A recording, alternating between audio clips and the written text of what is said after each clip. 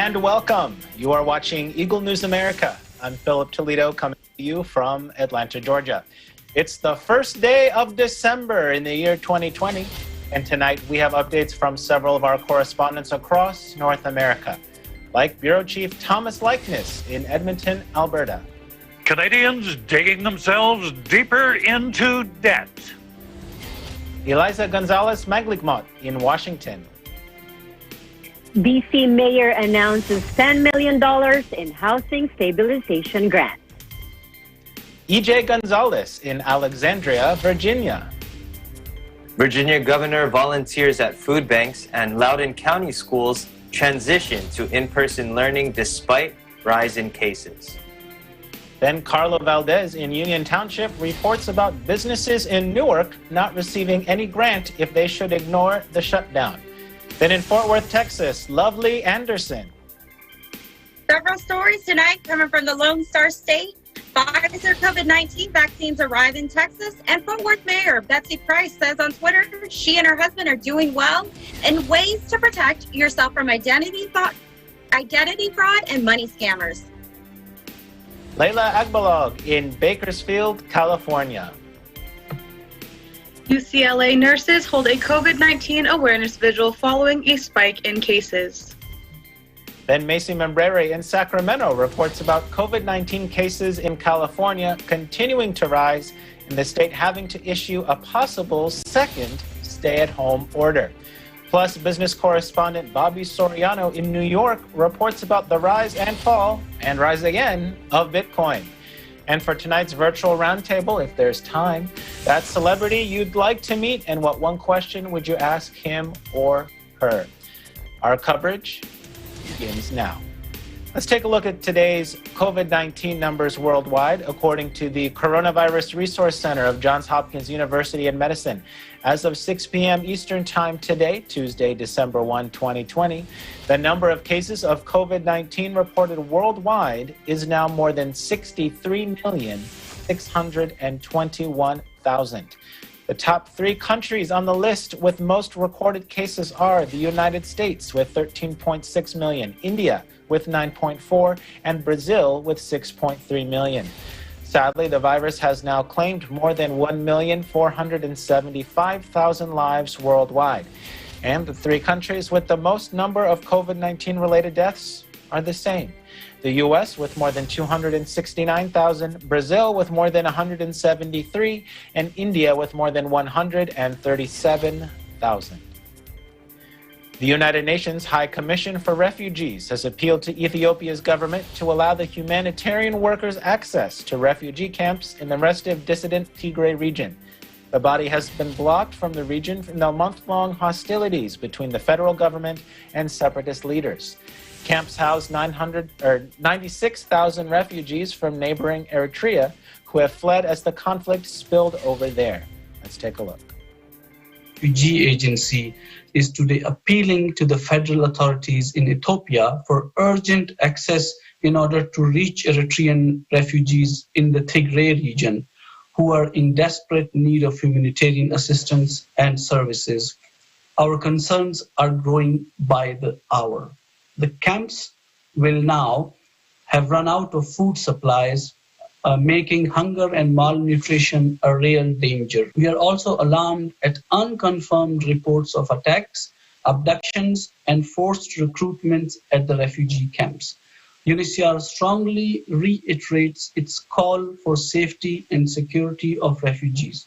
With the current difficulties in communications and security hampering access, it is not possible to verify current conditions in the camps. In terms of the access, no access to us since the start of the conflict to the four refugee camps where there are 96,000 Eritrean refugees. The camps have been there at least over a decade. And when the conflict started, we lost our contact. And it's very hard to verify any information coming out of the region itself. Meanwhile, the UN said Tuesday that $35 billion would be needed for aid in 2021. as the pandemic leaves tens of millions more people in crisis and with the risk of multiple famines looming. The world body's annual Global Humanitarian Overview estimated that some 235 million people worldwide will need some form of emergency assistance next year, a staggering 40% increase from the past year. United Nations Emergency Relief Coordinator Mark Lowcock said the increase arises almost entirely because of COVID-19. The report found next year, 1 in 33 people worldwide will be in need of aid, stressing that if all of them lived in one country, it would be the world's 5th largest nation. The annual appeal by the UN agencies and other humanitarian organizations usually presents a depressing picture of soaring needs brought on by conflicts, displacement, natural disasters, and climate change. But now, it warned, the coronavirus pandemic, which has killed more than 1.45 million people worldwide, has disproportionately hit those already living on a knife's edge. Now, here in the United States, a bipartisan group of U.S. Congress members proposed a $908 billion emergency relief package to help struggling American families and businesses from the coronavirus-induced recession. The bill aims to break a months-long partisan stalemate over federal stimulus to the U.S. economy, as Republicans and Democratic lawmakers have struggled to find common ground. U.S. lawmakers urged their Senate colleagues Monday to pass an aid plan before the end of the year for the pandemic-battered economy, but without appearing to get closer to an agreement. The senators are back in session following the Thanksgiving holiday, and time is running out if they want to adopt a stimulus package before the end of 2020. Lawmakers have negotiated for months on passing such a bill, but haven't come to terms on how much to spend and what to spend it on. Republicans and Democrats, neither of us got everything we wanted. Both of us got much of what we wanted.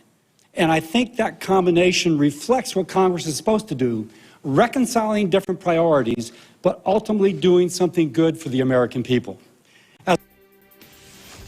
President-elect Joe Biden presented his economic team on Tuesday and pledged they will lead a plan to provide more relief for the faltering U.S. economy, which his future Treasury Secretary called an American tragedy.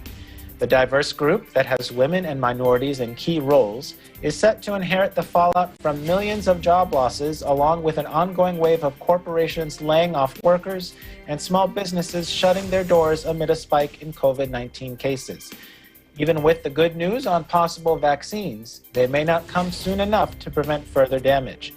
But President-elect Biden says to those who are having a tough time, hang in there because help is coming. Take a look.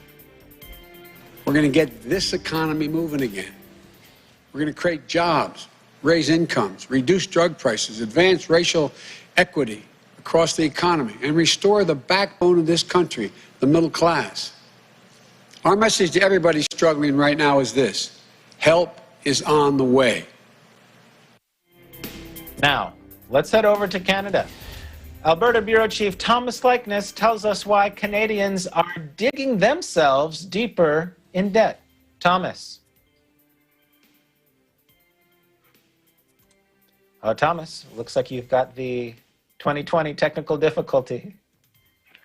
There we go. Thank you, Philip. Well, another day older and deeper in debt. Those words came from a hit song in the 1950s. It was called 16 Tons, and I guess you got to be an old guy like me to remember that. But you know, the financial hole that Canadians are digging got deeper in the third quarter of this year. Consumer debt rose by 3.3% from a year earlier. The credit reporting agency Equifax reports by the end of September, the average Canadian owed, you're sitting down, the average Canadian owed just under $75,000 in consumer debt. Now, add it all up, collectively, Canadians owe just over $2 trillion. On average, that works out to $1.77 of debt for every $1 of household income. So what drove up that increase?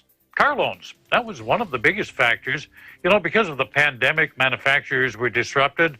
shortage of vehicles, prices went up, and you take that lack of supply, the increased demand, the average car loan then increased to its highest level in 4 years. Home mortgages, another factor in the accelerating debt. It's likely these low interest rates have been luring a lot of people into home ownership. You know, I've never seen interest rates this low. When I bought my first house, rates were in the double digits, 13%. Can you imagine that? I was paying 13%. Now they're less than 2%. I just saw one advertised the other day at 1.5%. Another factor, credit card spending almost at pre-COVID levels in Canada. And with the December holidays coming up, we can expect people are going to be giving their credit cards a good workout before the year ends. Now, whether this spiraling debt is manageable remains to be seen. You know, there's shaky job security in some sectors because of the increasing restrictions and lockdowns. But in spite of that, people are still borrowing.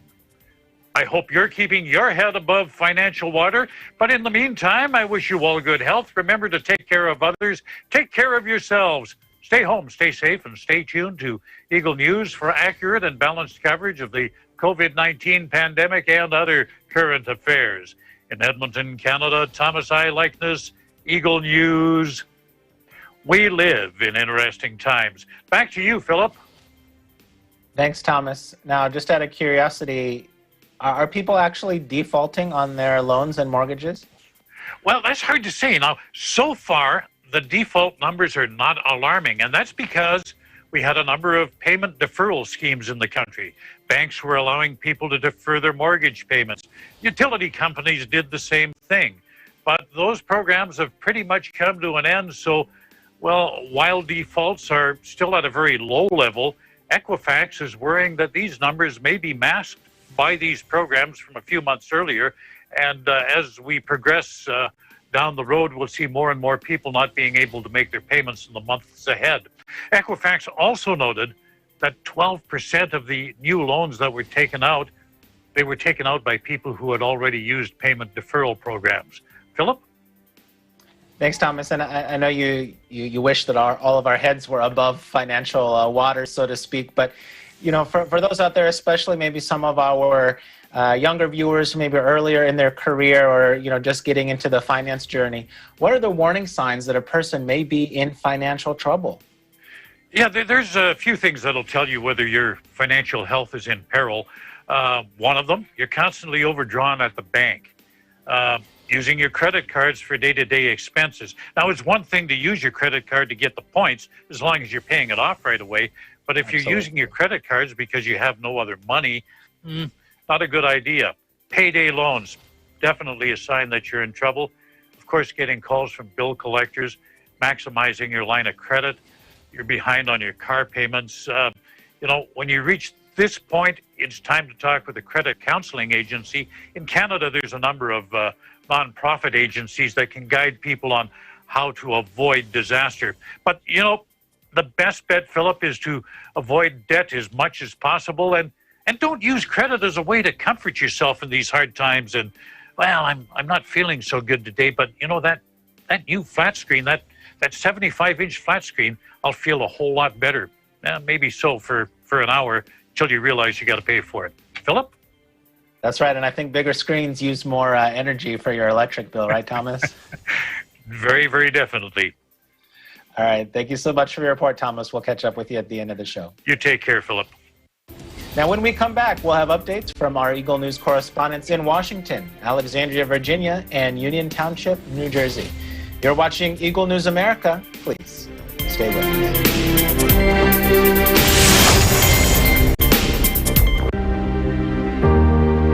It says the best defense is still containment. We are in uncharted territory. Silent volume 450. FI on to 100%. Static back. No suctioning.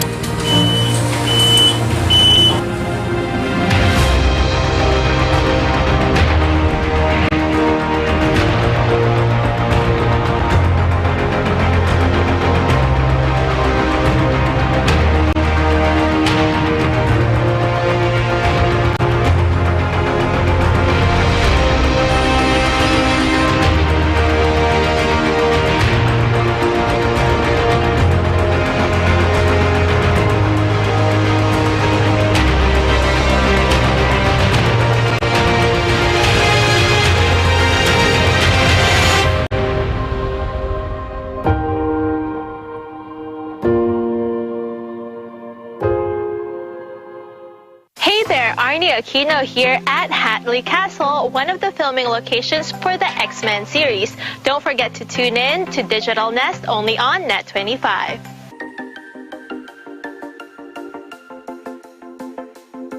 Innovation, digital disruption, globalization. Startups, micro, small, and medium enterprises, as well as large corporations, all face interesting challenges in the market today. Peek into the world of exciting 6 p.m. Open for business, from vision to action.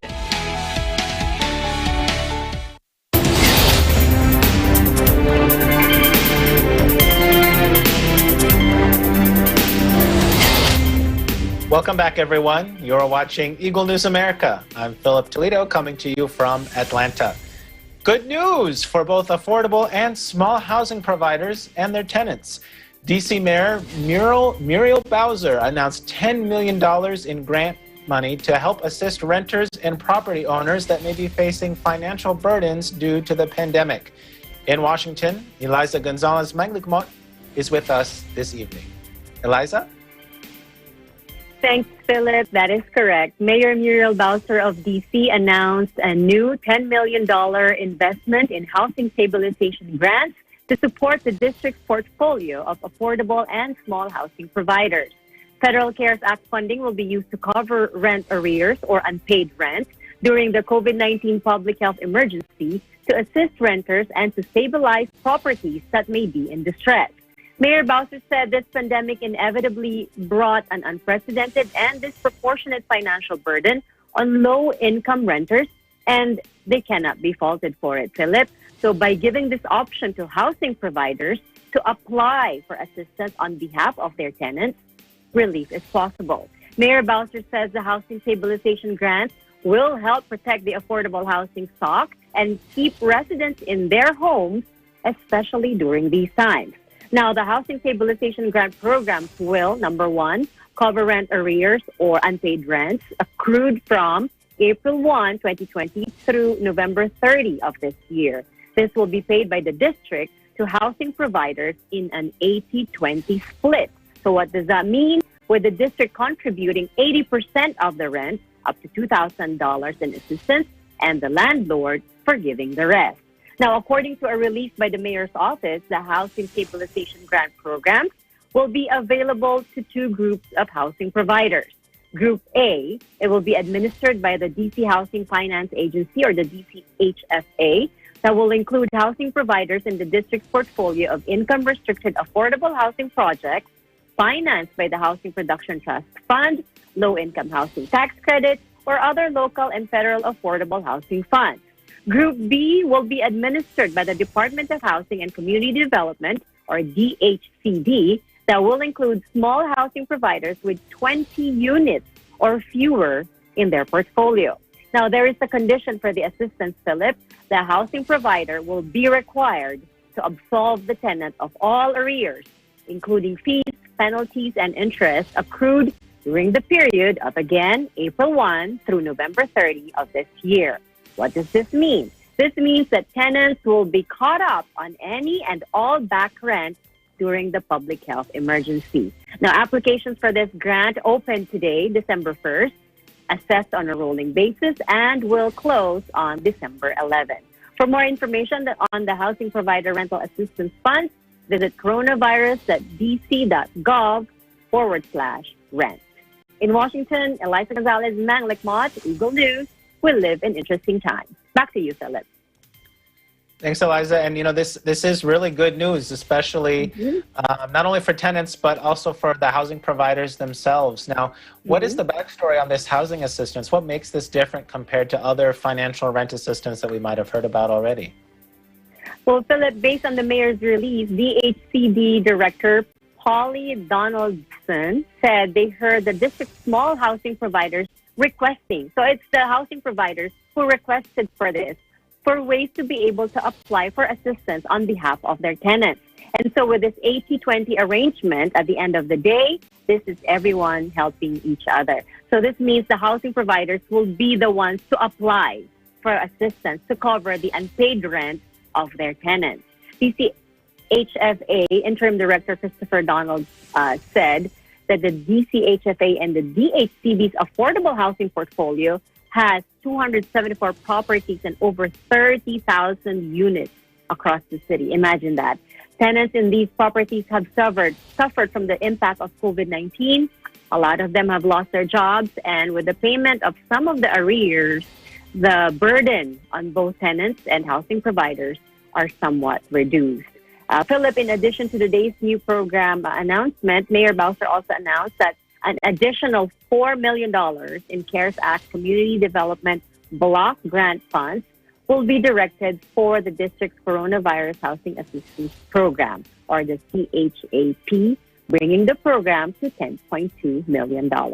Beginning in January, the HCD will open applications for the funds to housing providers to apply for assistance on behalf of eligible tenants. Philip? Thanks, Eliza. Yes, and that's a lot of great news, especially, I think you said 30,000 units across the city that, may be able to benefit from this. I mean, I can only just imagine, for 30,000 families, going through the, tough times in this pandemic, what a welcome help and assistance this will be, to them and, like you mentioned, their landlords. Definitely. All right. Well, thank you so much for your report tonight. You take care, and we'll see you here at the end of the show. You too, Philip. Thank you. Thanks. Now, joining us tonight is our Eagle News correspondent in Alexandria, EJ Gonzalez. EJ, can you share with us your report? Sure. Thanks, Philip. This past week, Americans celebrated their Thanksgiving holiday, where in most cases, families would gather themselves and prepare an assortment of food to share with one another. However, there are always those who struggle to even put food on the table, especially now with this pandemic that has been going on for almost an entire year. Before the pandemic, there were approximately 850,000 Virginians, including 250 children, who are struggling to even find when their next meal would come. According to the Feeding America nonprofit organization, they suspect that due to the pandemic, that number will quickly increase over the 1 million mark. Earlier this week, Governor Ralph Northam, First Lady Pamela, and other members of the governor's cabinet offered help to various food banks throughout the state. Governor Northam said that food banks are the first line of defense for many who are suffering from hunger and food insecurity and play a vital role, especially now amid the COVID-19 pandemic. He said that he and his committee will continue to use a variety of programs and funding to ensure no Virginian would go hungry during this health crisis. The governor and his delegates volunteered at Feeding Southwest Virginia in Abingdon and 3 other food banks in the southeastern, Richmond, and Hampton regions. Pamela Irvine, the president and CEO of Feeding America Southwest Virginia, said that they rely heavily on volunteers as they are the backbone of their organization. She was grateful for the governor's help as they packaged fresh fruits and vegetables which would be distributed to their local partner agencies.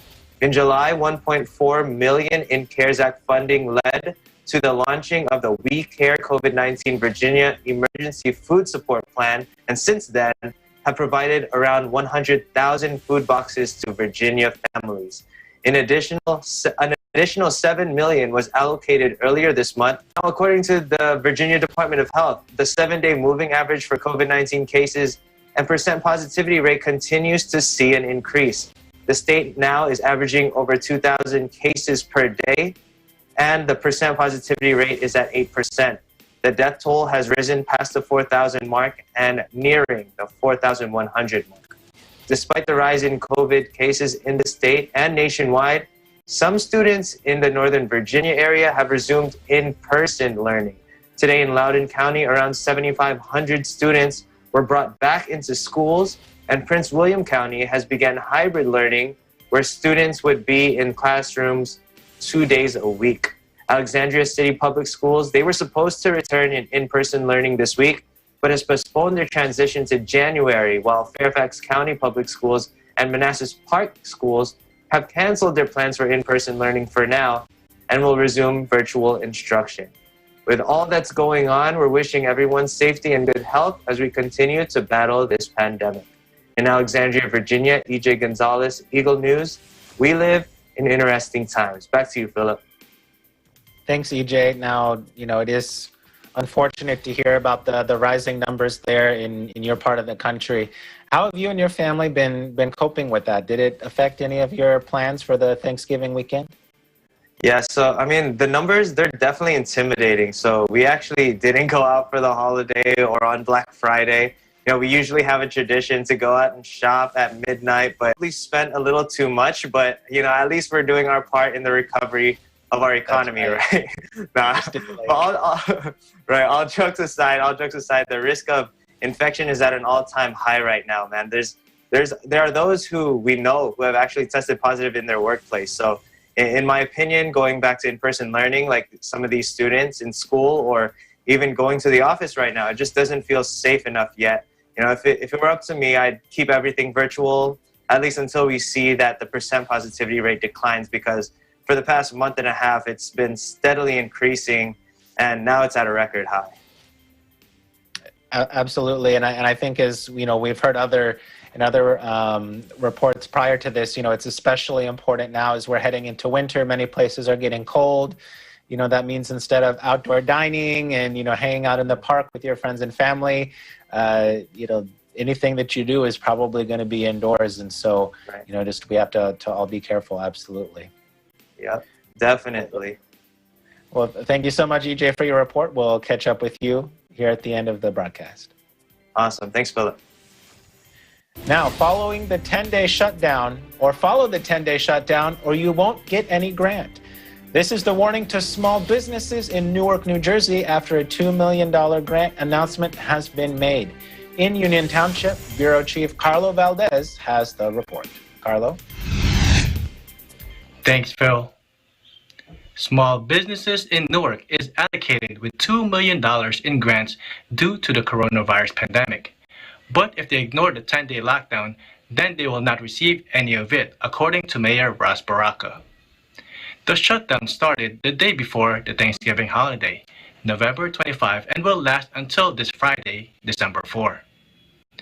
This shutdown is one way to slow down the spread of the coronavirus, especially in the city of Newark, the largest city in New Jersey, who has seen recent spikes in COVID-19 cases.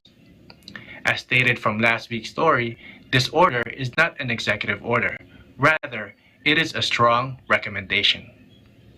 And as for coronavirus figures and numbers, New Jersey reports of 4,661 new positive COVID-19 cases, pushing the total to 341,910. Sadly, New Jersey is reporting 90 new COVID-19 deaths, pushing the total to 15,254 lives lost. In Union Township, New Jersey, Carlo Valdez, Eagle News. We live in interesting times. Back to you, Phil. Now, when we come back, we'll have updates from our Eagle News correspondents in Fort Worth, Texas, and Bakersfield, California. You're watching Eagle News America. Stay with us.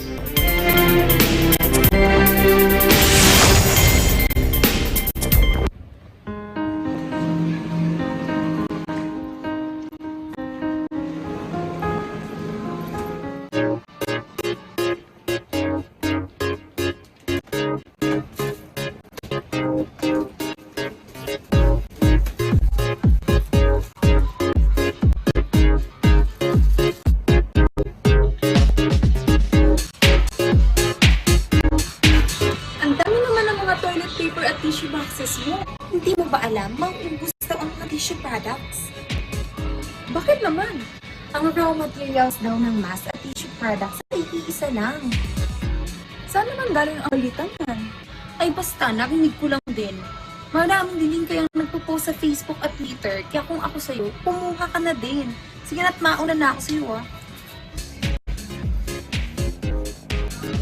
Huwag basta-basta magpaniwala sa mga nakikita o nababasa sa social media. Magsaliksik at i-verify ang lahat ng impormasyon nakukuha sa internet. Tandaan, maging responsable tayo sa paggamit ng social media nang hindi magdulot ng panic sa iba. Kung paanong dapat labanan ng COVID-19 ay gayon din ang ating pagsugpo sa black propaganda at maling impormasyon.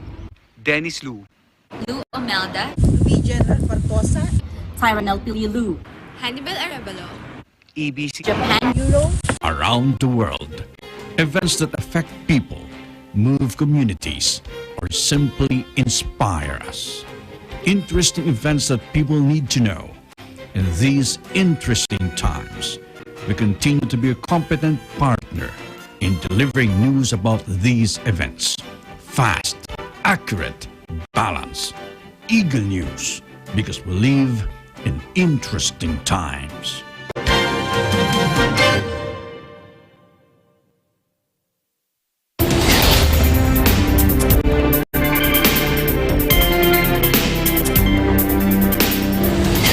Welcome back. You're watching Eagle News America. I'm Philip Toledo coming to you from Atlanta.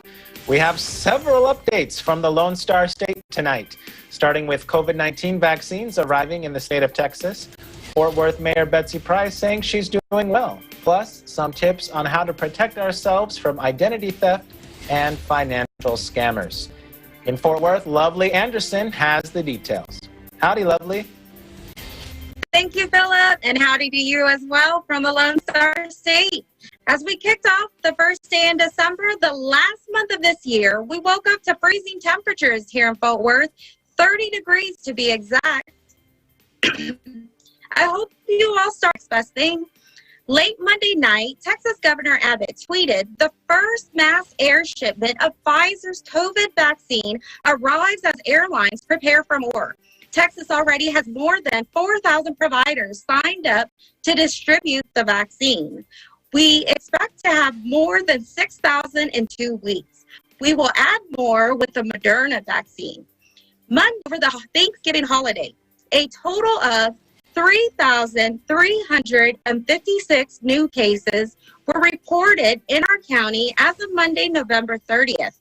Fort Worth Mayor Betsy Price announced on Monday via Twitter that she and her husband, Tom, are doing well and have fully recovered from COVID and encourage us all to wear a mask. Let's listen to our Cowtown Mayor Betsy Price.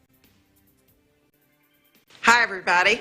It's great to be back with you after nearly 2 weeks off. Thank you for your calls, texts, emails, all of your messages for Tom and I. We're feeling much better and doing great. Your support meant the world to us. Let's all wear our mask, social distance. Let's think about our hospital workers and our first responders and what you can do to help them. And I'm anxious to be right back at it. You know how hard it is for me to sit still. I will see you all soon. Thanks.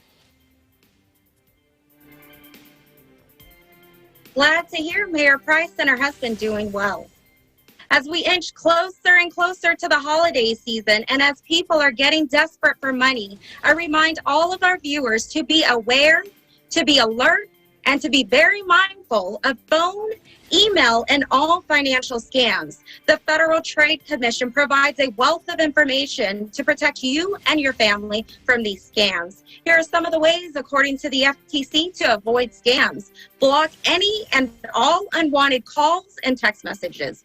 Don't give anyone your personal or financial information. Resist the pressure to act immediately, and also examine how scammers are asking you or telling you how to pay. And always, always stop and talk to someone you trust. 2 eyes are always better than one. The FTC says signs of a possible scam are scammers pretend to be an organization, Scammers pretend to tell you to pay in a certain way. Scammers will tell you to pay in a certain way. Scammers say there's a problem, or they even try to entice you with a prize. Scammers will also pressure you to act immediately. It reminds me of that saying my sister used to say, if it looks like a duck or if it quacks like a duck, it's probably a duck. However, if you are a victim of a scam or a fraudulent crime, immediately contact your financial institution, your local police department, and the Federal Trade Commissions to report the incident. I encourage you all to take the time and visit the Federal Trade Commission's website and educate yourself with as much information to protect you and your family from these scams. As always, Cowtown, let's take good care of each other. Stay warm. Stay warm. It's a boots, gloves, and scarves type of weather. And don't forget to wear those masks, #MaskUp. In Fort Worth, Texas, I'm Lovely Anderson. Eagle News, we live in interesting times. Back to you, Philip. Thanks, Lovely. And this is a good reminder. I had a voicemail the other day that my vehicle, I don't know which one, the warranty had run out, and they've been trying to reach me. But what types of things are precautions are you doing to help protect yourself from scammers? One thing that I always do, and I frequently do it. I probably do it once a month, but I always change my passwords on all of my accounts, and I also have notifications set up on my my credit reporting as well as my banks. I always have those alerts set up to my email and also to my phone, and I regularly check and I always look over my accounts just to make sure everything is as it should be. And I also never ever tell anybody or give anybody any of my personal or private information. Absolutely, those are great precautions that I think a lot of us would do well to adopt those. And even going back to Thomas's report earlier about financial troubles, when you're always looking at all of your accounts and paying attention to everything, it also helps make sure that you keep things in order from a financial perspective too, right, Lovely? True.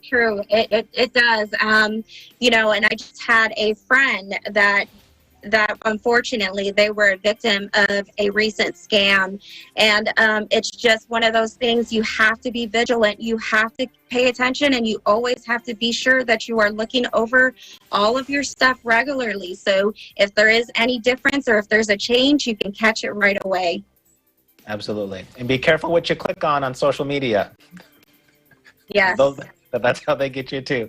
Well, thank you so much for your report tonight, Lovely. We'll catch up with you here at the end of our episode. Now, in Los Angeles, UCLA nurses hold an awareness vigil to warn the public about the increasing danger of COVID-19 that's bringing to their homes. These nurses adamantly remind everyone about the importance of staying home and social distancing during the holiday season if we want to stop the coronavirus to spread further and to hurt more. In Bakersfield, Eagle News correspondent Layla Agbalog has the report. Layla? Thank you, Philip. Registered nurses at the University of California, Los Angeles hold a COVID-19 awareness vigil to alert the public of patient safety concerns as hospitalizations continue to surge throughout the county. With the record-breaking number of confirmed COVID-19 cases throughout California and the country, including here in Los Angeles County, there is a great need for testing and precautionary measures now more than ever to slow the spread of this highly contagious illness. Registered nurses at the University of California, Los Angeles gathered to bring awareness and alert Angelenos and the public of patient safety concerns as hospitalizations continue to surge throughout the county. Nurses are extremely concerned of increasing number of COVID-19 cases admitted to their units.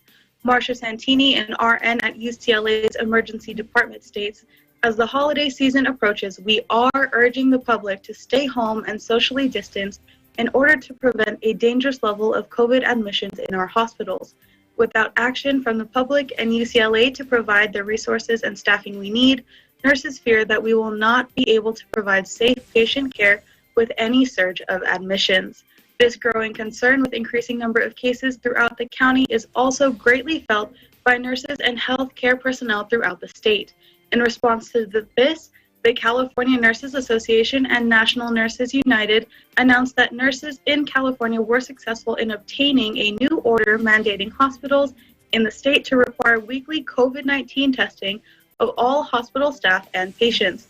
This is a tremendous victory for California nurses felt by all nursing staff here in Los Angeles and a great step forward for infection preventing measures in the state. Hospitals in California were informed of this new requirement by the California Department of Public Health through an all facilities letter. According to Zenai Triunfo Cortez, an RN and president of California Nurses Association, we applaud California for being a leader in requiring this type of testing program because it is desperately needed to fight this virus. There are simply too many asymptomatic people with COVID-19, and without robust testing, our hospitals will remain centers for spreading the disease instead of centers of healing as they should be. With this requirement, not only are hospitals in California now required to test staff and patients weekly, but they will also be required to have programs in place with procedures and policies addressing the use of the COVID-19 test results that include, but not limited to, how results will be communicated to staff, how results will be traced and reported, procedures for those who decline testing, and how to address staffing shortages. In Bakersfield, California, Layla, AgBlog, Eagle News, we live in interesting times. Back to you, Philip. Thanks, Layla. Now, who are considered as healthcare personnel that are going to be given this weekly COVID-19 testing? Philip, the healthcare personnel included in this weekly COVID-19 testing requirement are defined as all unpaid and paid persons serving in healthcare settings who have the potential for direct or indirect exposure to patients or infectious material, including body substance, contaminated medical supplies, devices, equipment, environment, etc. So the administrative staff, including those in the billing, payroll, and human resources department, as well as student nurses and volunteers in these hospitals, will be required to be tested for the virus every week. Also, as stated in the report, there are too many asymptomatic people with COVID-19, and I personally fall into that category, even though I did my best to follow all COVID safety precautions. And though I personally have not shown any symptoms, my coworkers and I kind of made an agreement to all get tested together on the same day, separate cars, separate vehicles, but we all had ours scheduled one after another. Fortunately, I'm the only person in my family and among my coworkers that does have COVID-19, so I'm currently still self-isolating, but I cannot stress the importance of getting tested just to get tested. I haven't shown any symptoms, but thankfully, you know, it was an agreement that I made with the people around me just to keep myself and others safe. So to all of our viewers out there, all of our other correspondents, please get tested. Even if you don't think you have it, please stay safe and healthy. And thanks, Philip. Back to you. Thanks, Layla. Yeah, absolutely. That's so important. And thank you so much for, you know, sharing your own personal experience there. I hope that, you know, you continue to stay well. And, you know, I know self-isolation can be hard, but, you know, you're doing the right thing. And, you know, hopefully, you know, we'll see you back on here in a couple of weeks and everything will be okay. Thank you, Philip. Thanks, Layla. Now, when we come back, Angel Membrere in Sacramento has an update, and we'll hear from Business News with Bobby Soriano. This is Eagle News America. Stay with us.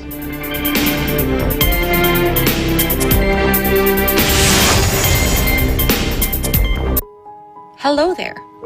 Imagine Demi got the virus, and she infected 2 more. And those 2 infected a lot more of people. And it goes on and on until it became an epidemic. But what if Demi stayed at home? Then those 2 wouldn't have contracted the virus. Then those people would have not been infected. This is not just your battle, it's everyone's, and you can be a huge help. Follow social distancing, or better yet, stay at home. We know that this is a scary time for all of us. The coronavirus is changing the world. Changing our lives. So please, take care of yourself. Keep your distance. Wash your hands. And if you can, stay at home. We at DW are here for you. We are working tirelessly to keep you informed on all of our platforms. We're all in this together.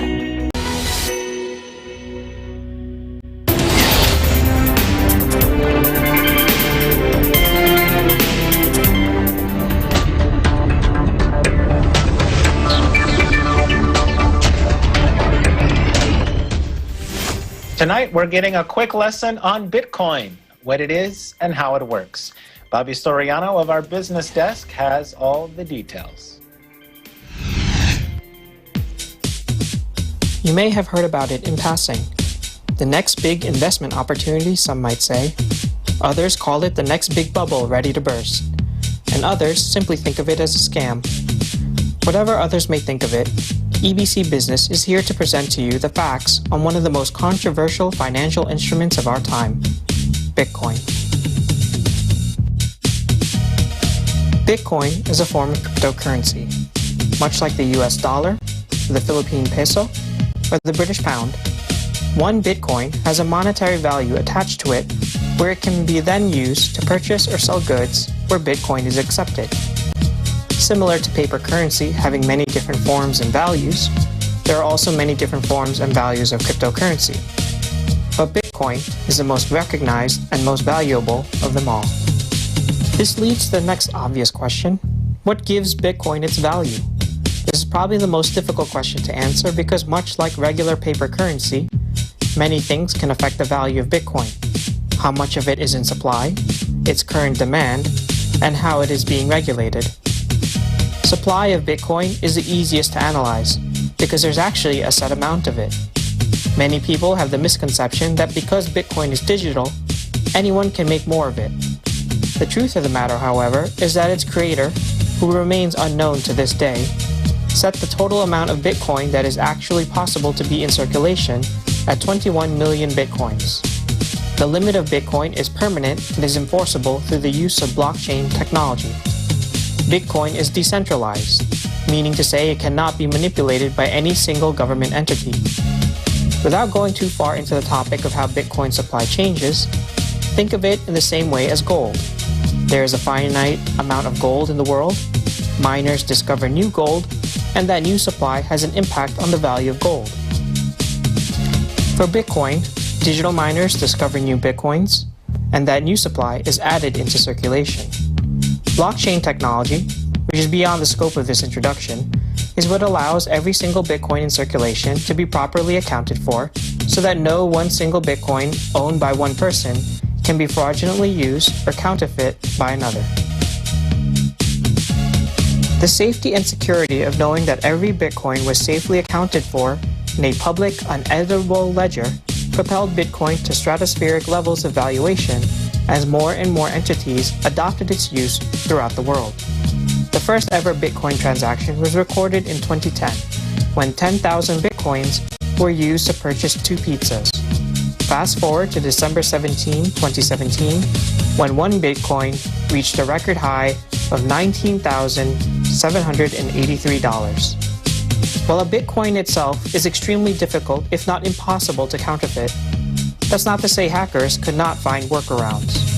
Rather than attempting to counterfeit the currency itself, there were several very public instances where hackers directly attacked the cryptocurrency exchanges that helped to circulate Bitcoin, with millions of dollars worth of Bitcoins transferred from these exchanges to anonymous accounts. The cryptocurrency also began to gain notoriety for being used to purchase illegal substances, with online vendors of illegal substances bypassing federal laws on transacting with paper currency by making Bitcoin the preferred currency. These high-profile hacks and dubious uses, along with many countries beginning to prohibit vendors within their borders from accepting the use of Bitcoin, would lead to its quick collapse in value.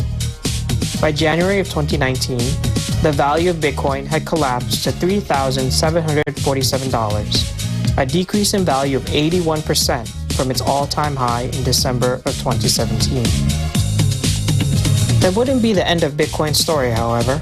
Slowly but surely, major financial entities began looking at Bitcoin once more as an alternative asset to invest in, especially as other assets were losing value in the new pandemic economy.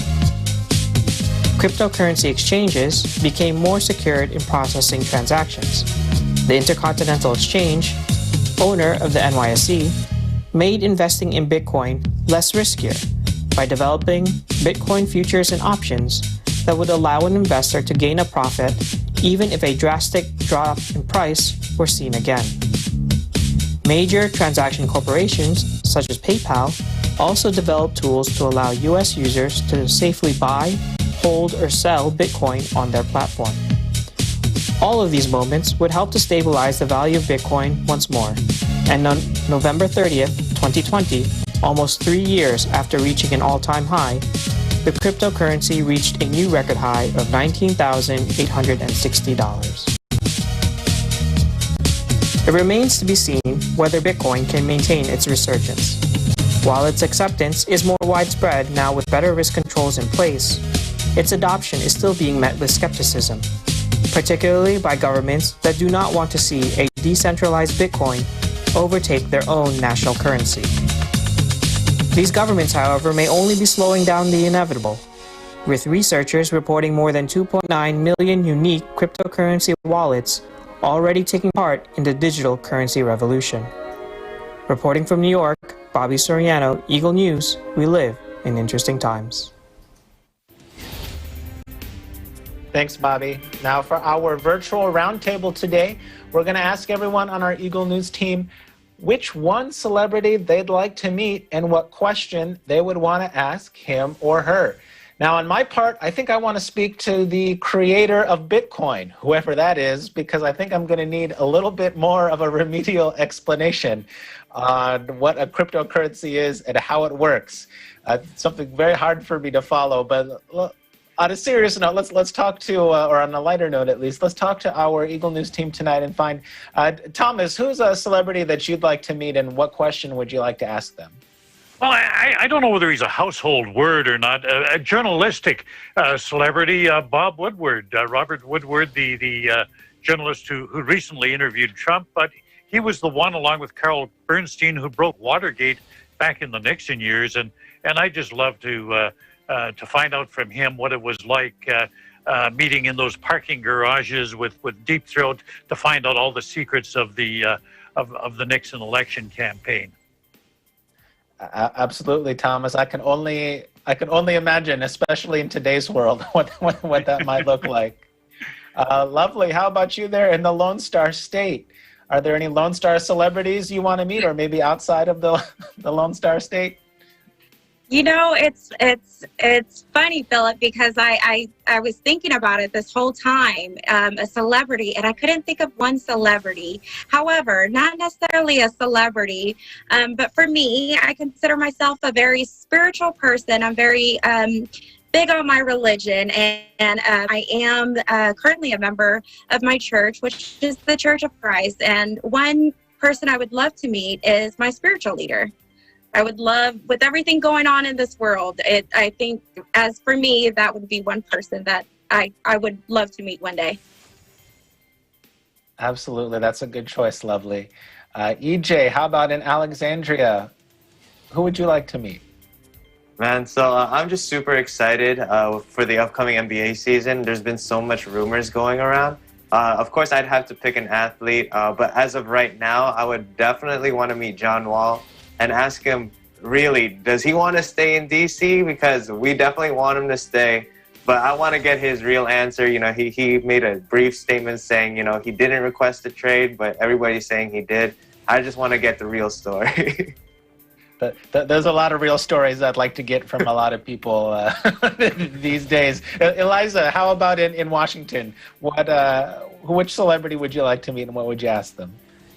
Well, there's 7 of them, Philip. They're not for me. I'd like to meet them for my kids, for my twin daughters. I don't know if you know them. I don't know if Lovely and Layla know them, but they're the Korean boy band called BTS. And one thing I'd like to tell them is I'd like to thank them for being such a positive source of entertainment for teenagers, like my twin daughters. I think one of the things that kept my kids from having cabin fever this whole time is watching their reality show and their performances. So, yeah, BTS. Well, we'll see. Maybe they're watching. Maybe we can make something happen. Layla, bring us home. Which celebrity would you like to meet? You know what? I've been thinking about it this whole time, and it might have to be Oprah. I don't know if anyone here knows her backstory or her upbringing, but not the best. She was born in 1950, so there's a lot of things going on racially, and she is a Black woman. So, but her upbringing, was difficult. But where she is now, she's one of the wealthiest and one of the most popular women. Everyone, for the most part, knows who Oprah is. She gives away cars, so how great is that? But yeah, one question I'd like to ask her is just how she kept fighting that good fight through all that she went through her upbringing, whatever, racial discrimination she had to experience in the industry growing up, and, you know, how she got to where she is now and how she just kept on, you know, doing what she's doing and being successful. So, yeah. Absolutely. Well, thank you so much, Layla, and thank you, everyone, for our lighthearted virtual roundtable tonight. Hopefully that makes everybody smile just a little bit, especially as the winter blues might be upon us. In fact, tomorrow, December 2, join us here again on Eagle News America as Dr. Sydney Fontanaris will help us understand the causes, symptoms, and prevention of seasonal affective disorder, or SAD, more commonly known as the winter blues. But before we go, we always and will continue to thank our healthcare workers, first responders, and essential workers for everything that you're doing to help us through this pandemic with a round of applause. Thank you so much. We truly appreciate you. Until then, this is tonight's episode of Eagle News America. Thank you so much for joining us. Wherever you are in the world, make sure that you stay safe and that you stay well. I'm Philip Toledo. We live in interesting times.